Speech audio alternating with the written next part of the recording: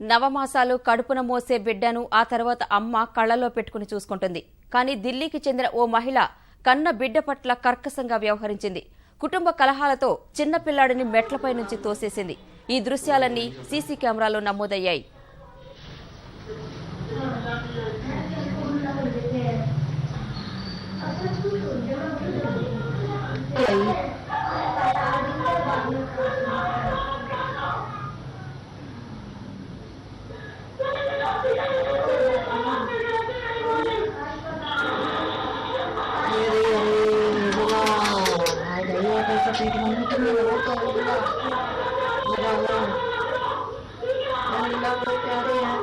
इसका दिमाग खराब हो गया लेडीज का।